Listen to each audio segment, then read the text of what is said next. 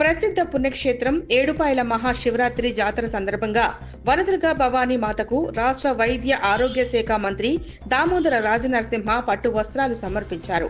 ఈ సందర్భంగా ఆయనకు పూర్ణ కుంభంతో ఆలయ అర్చకులు, ఆలయ ఈవో చంద్రశేఖర్ ఘనంగా స్వాగతం పలికారు.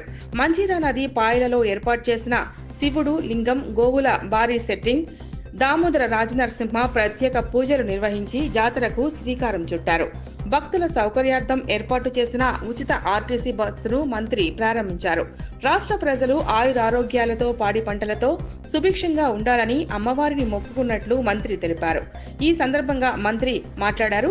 మెదక్ జిల్లా ఏడుపాయల వనదుర్గ అమ్మవారి వైభవంగా మహాశివరాత్రి ఉత్సవాలు ఘనంగా నిర్వహిస్తున్నట్లు వివరించారు. నేడు అమ్మవారి ఆలయంలో శివరాత్రి జాగారాలు, పూజలు, రాష్ట్ర వ్యాప్తంగా వేలాదిగా తరలివచ్చిన భక్తులు ఏడుపాయల వనదుర్గ అమ్మవారి ఆలయంలో మహాశివరాత్రి జాతర ఉత్సవాలు బుధవారం ప్రారంభమయ్యాయని తెలిపారు. భక్తులు మెచ్చే, కోరిన కోరికలు తీర్చే దేవతగా పిలువబడే వనదుర్గ అమ్మవారి జాతరకు రాష్ట్ర వ్యాప్తంగా వేలాది మంది పిల్లాపాపలతో జాతరకు తరలి రావడంతో ఆలయ పరిసరాలు కిక్కిరిసిపోతాయని అన్నారు. నేడు వనదుర్గామాత అమ్మవారి ఆలయంలో మహాశివరాత్రి సందర్భంగా ప్రత్యేక పూజలు, జాగారాలు ఉండేందుకు భక్తులు చేరుకున్నారని వివరించారు. ఏడుపాయల మహా జాతర ప్రధానంగా 3 రోజులు జరుగుతుంది. నేడు మహాశివరాత్రి రెండవ రోజు జాతర వేడుకల్లో ప్రధాన ఘట్టమైన బండ్ల బోనాల ఊరేగింపు, 3వ రోజు ఆదివారం రథోత్సవం ఉంటాయన్నారు.